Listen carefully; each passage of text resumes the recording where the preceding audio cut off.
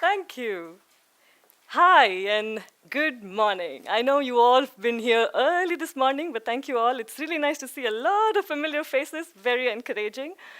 My name is Divya, and I'm going to be talking on the subject chance. Yes, when Yasin and I spoke and we said, okay, the topic is chance, I was wondering, okay, what can I really talk about? I mean, it took me a while to think, okay, what is it that I can talk about when it comes to chance? And it's my first talk, so I definitely wanted it to be very inspiring and, of course, entertaining, and that's why Bollywood. So I jumped straight in, and I said, that's going to be me. I'm going to talk about the topic chance, and what I'm going to do is basically, I'm going to move this here. I'm going to talk about my bipolar careers, and that I will do by describing in three phases: choice, chance, and change. I thought this is the best way to explain the meaning of the word chance in context to my career. You know that English is a funny language, so it's always good to help understanding what the meaning of the word chance is. So I'm going to do that. With me, everybody? Yes. Yay! Okay, jumping straight back, and I'll take you back in history a bit. That's where I come from. I come from the south of India, from a city called Bangalore. Bangalore was known as the pensioners' paradise, but it soon changed into becoming the Silicon Valley. So from green to mean, that's where it went. And I was a commerce graduate when I decided to study advertising and graphic design. When I told that to my parents, they quickly visualized this girl who was going to soon be smoking pot, maybe wearing funny pants, and even probably shouting slogans somewhere. So that's what they thought I would do soon. But never mind. It was a 3-year intensive program. When I passed out, when I cleared the program, I was so pumped that I believed I had the tools to change the world. I could do anything, and that's where I was. That was when I went for my first interview at a business branding startup. I was a bit unsure and unwilling because I had this urge to learn photography, to train as a photographer, because I believe that photography will probably help me develop my design skills, will help me communicate better. And that's where I was at that point of time in life, whether I was in the point of deciding, should it be a job or should it be a little more training into what I want to do?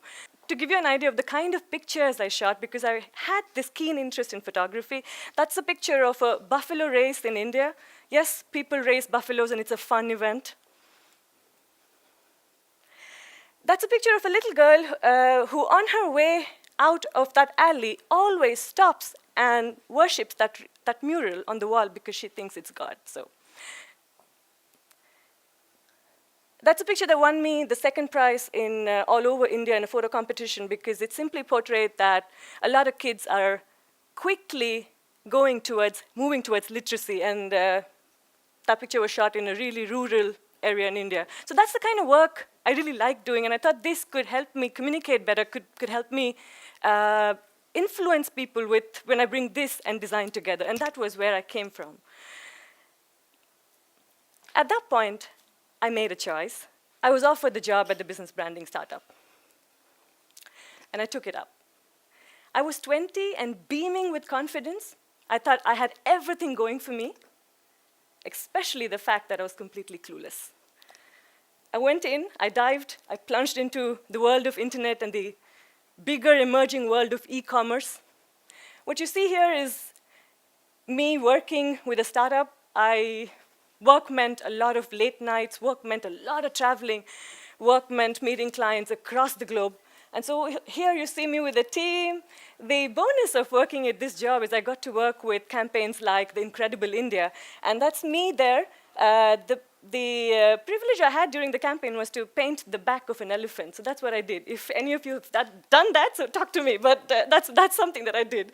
But I travel a lot. You see me here in Singapore. I managed the Singapore office for the startup. I made 2 trips a month, and one of the funny incidences was I was at the immigration office trying to get a stamp to enter Singapore, and the lady at the immigration desk says to me, "You don't go anywhere else, lah?" I was like, hmm? She saw 2 booklets of stamps, just Singapore, and she's like, "This girl just comes here?" But that's one of that. I traveled to make presentations, meet clients all across the world.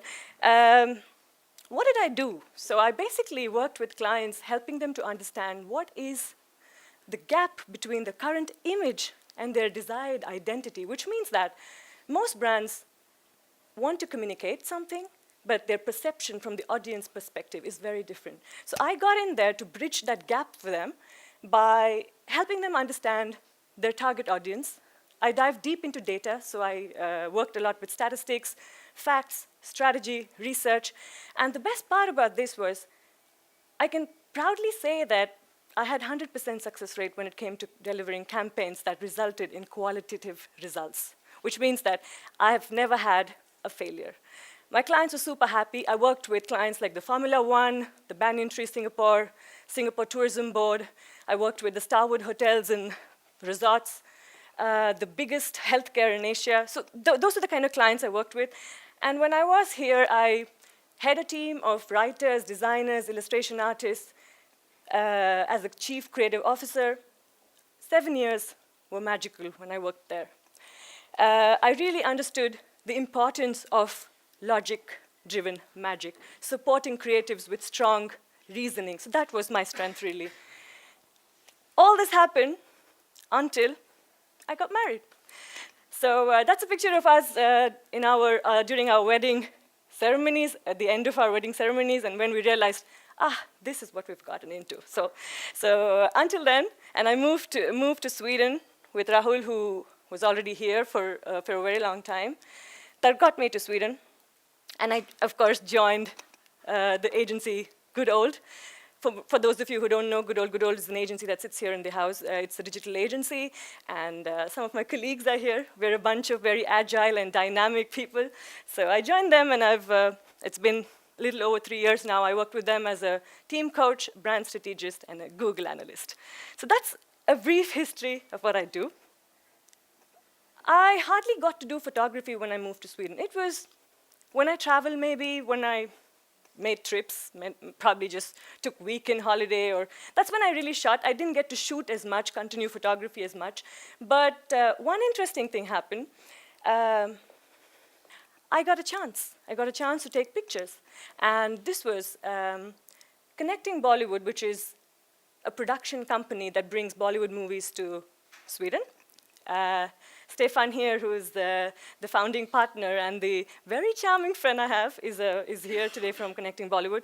He and his partner approached me, and they said, okay, they're having a film that's being shot here. This was November 2013. Gia and Gia. It was about 30-member crew that was coming from India to shoot on the locations in Skåne. And I was asked to do some behind-the-screen pictures.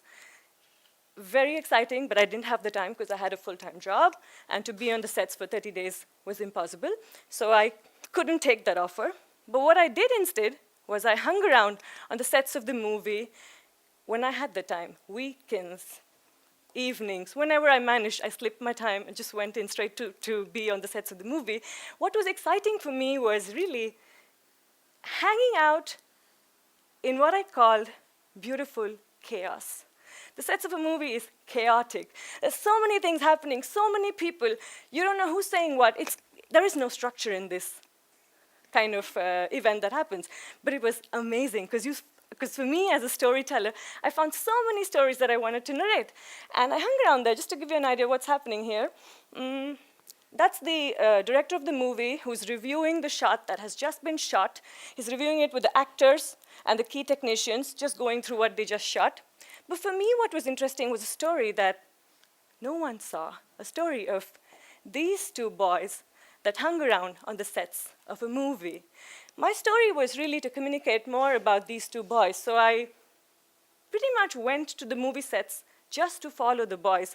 No one had seen it, but I saw something interesting, which I'm going to narrate today. I called the series Boy in Bollywood. Typically, a dictionary defines a boy as a male, youth, child, especially someone relatively of a younger age. That's a definition of a boy. But no, Bollywood doesn't define it like that. Bollywood defines a boy as a caretaker, as a bodyguard, as a gossip queen, a mother. This was very interesting. These are two actresses, two big actresses from India, from Bollywood. Typically, the phenomenon was that every big actor or actress, when they traveled abroad, they had to personally select a boy who could travel with them. This was a profile that they actually looked for. So it was people who interviewed for this job. It was amazing that the boys came from rural backgrounds, not as literate, but fantastically dynamic. They knew their tasks. They learned so quickly on their jobs that it was fantastic to just watch them. And they followed. They followed the stars. What was even more interesting was that they got to travel with the actress. They got to stay in big hotels. They got to mingle with the who's of the industry.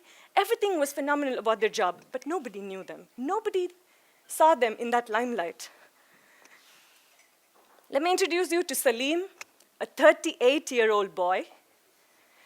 He's actually called a boy on the set, so people address him like that. Where's Kalki's boy? So he's a boy to a very popular French descent actress, Kalki Koechlin, and he has to his reputation of being a boy to another actress, Rani Mukherjee, who's a very popular B-town actress. He has the experience of being her boy, so Kalki hired him based on that experience.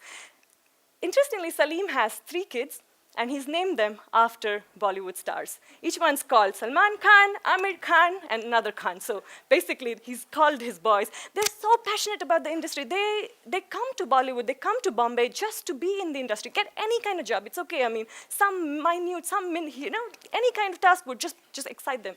So they come with a lot of hope, and they end up being a boy, which is the best job you can get, by the way. So this is Deepak. Deepak is a 22-year-old boy. This is his first job when he came to Sweden this time. So he was on the job learning from Salim, who is much more experienced. It's amazing how Salim actually coaches him to be a better boy. So that's their stories. Deepak and Salim, if you look at them, they're very normal boys. The 30 people group that comes to shoot on a location, they could be counted off as anybody, but they get the privilege to be with the stars. Their relationship with the stars is so amazing that they know all the secrets of the stars. They give the stars all the gossip that's happening on the sets.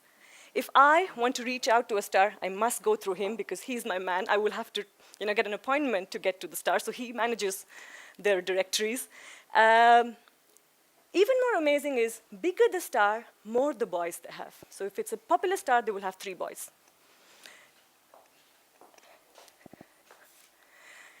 Salim here is in Skåne now, in Sweden, trying to buy coffee for Kalki. Remember, they're not from literate backgrounds, but what's amazing is they're doers, they're movers, they're learners. They will do anything to get their way out because they want to keep that job. So he's actually here. I followed him once when they were shooting in a rainy situation, and she was quite cold, and he quickly jumped and said, I have to buy coffee for her. I said, okay, I'll follow you.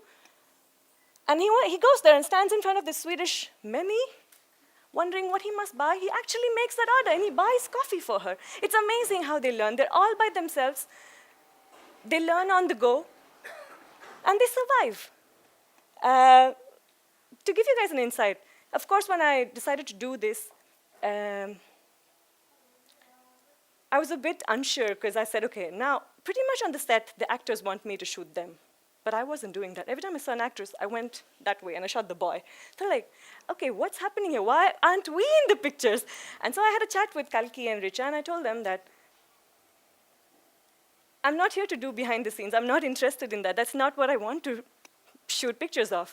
I really want to capture the stories of, for me, what these guys are. They're shadow stars. Nobody sees them in that limelight. But for me, this was super amazing that someone captures the story. Nobody knows about them. There's nothing written on the internet about them. And for me, this was fascinating. I was like, okay, there has to be something that brings these guys into the limelight. And they got really excited. The girls gave me an open mandate and said, go ahead. We're more than happy if someone can document this. Go ahead and record pictures of them. So that's when it got easier to just hang out, speak to the boys. So every day I would just go and sit in the big caravans and just talk with the boys, ask them their stories. And they were so amazed. They were like, someone's really interested in our lives? I mean, this has never happened on a set. They're very caring. And that's why I say they're mothers, because small stories like, there was one evening when we were all sitting down, and the biggest Indian festival, Diwali, was soon coming. This was November last year. And the girls were missing home. They had been here for a month or so, and they were missing home. She actually tells him that, you know, Salim, I'm missing home. It's not the right time of the year to be away from home. It's festivity at home. Everybody's, you know, celebrating. Families meet. He breaks into a song for her. And they actually recall a small incident that happened back home, and the whole thing changes. She's happy, and they're like, okay, wow, this is so nice. So he's really caring. He presses almonds into her hand every morning because her mom feels that she should have them to be healthy, and he does it for her. It's beautiful, their relationship. This is another time when they were getting dressed.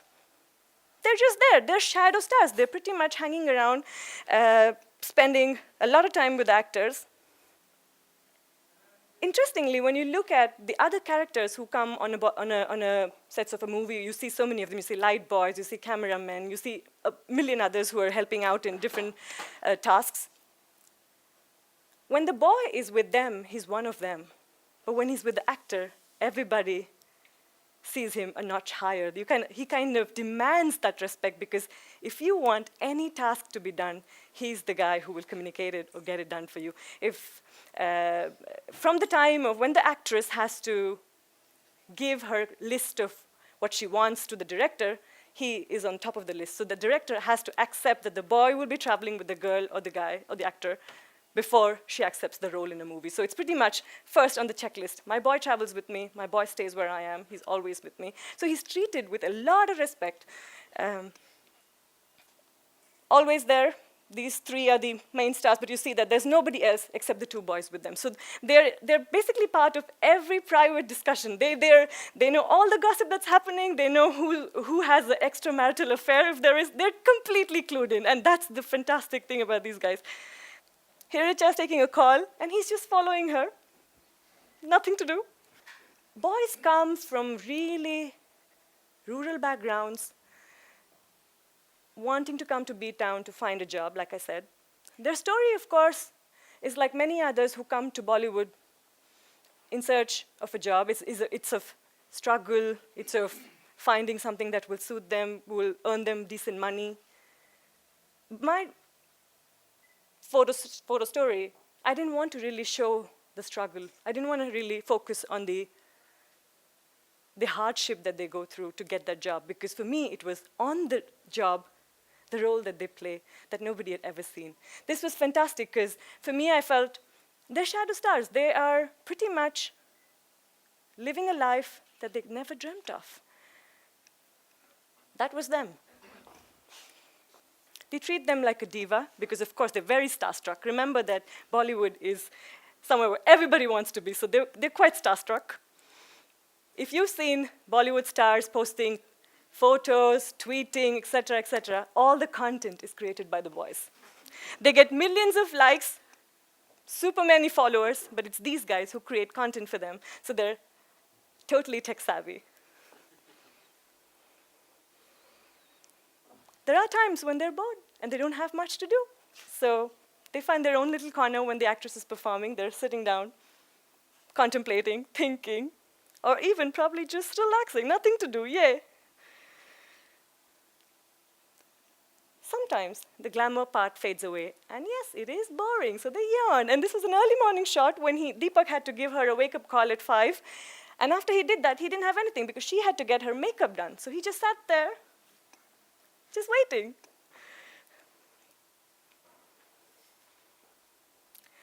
They do have a lot of friends in the industry, so when they're shooting and when they're not doing their part as a boy, they have very fun interactions with others in the set. They're having their own little drama behind the scene. Deepak and Salim here are actually making fun of a scene that was shot earlier in the day. So they have their own little gig happening. Pretty much through the day, they're with the star, getting all the privileges that the star get, doing their jobs, learning every day on the go. When they retire in their rooms in the evening, what's interesting is Deepak, who's much younger than Salim, he's teaching him how to Facebook.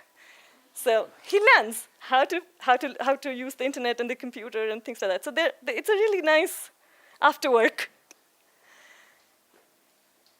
They're faceless. People don't know them. There's no internet article that writes about them, but their story is fascinating. They're survivors. They've fought their way up there. The girls love them. The relationship is so amazing that the girls, even when they're back home, sometimes hang out with the boy more often, so, which means that the boy typically would maybe drive her around in India, if need be. So they continue to be boys even off location. Depends on the stars, really, and sometimes boys are just there to play bodyguards, because in India you have large crowds when the actresses are out, so you need somebody to help them just warden off the crowd. The boys do that. So they hang around much later, too. So that was my chance. I shot a series that nobody wanted me to shoot, because nobody knew I'm shooting something that would probably not interest anybody. And when I did this, I felt I had a story that I wanted to share. I thought it is time to lift and give them a platform that people know about them, let them all hear who the boy is. When I finished this, I went back to Connecting Bollywood in the hope that I would be able to do two things: get a grant to go back and shoot more, because I know that I just shot 2 girls and their boys, but when you go back to India, there are actors who have more than a boy, like 3 boys. There are different roles that the boys play. So I thought I wanted to do a whole bunch of more pictures to communicate the story better. And the second option was to actually exhibit these images. So I've been looking at going out there and showcasing these images. But when I went to Connecting Bollywood, they jumped at the idea. For a minute, I didn't believe what they said, but they said to me that, don't showcase any of these images. And I said, okay. And they said, we want to make a movie out of it. This subject has never been discussed about, never been talked about. It's amazing, and we want to basically put the boy in the spotlight. What I'm going to share with you is the change. The movie is currently being shot in Bombay. It's called Boy in Bollywood. Gaurav here playing Irfan, the boy, is a fantastic character. I've had the privilege to look at some of these bites as they're being shot in Bombay. That's the team that's been involved in the movie. And it's scheduled to be out early next year. But that gave me goosebumps, because I was like, I never saw it in that limelight. I did it because I thought there was hope. I thought I wanted to push these guys into the limelight. I wanted people to know about them, but I had no clue that it's going to be made into a movie. So yeah, that happened. You must make a choice to take a chance, or life will never change. That's all I wanted to say. Thank you.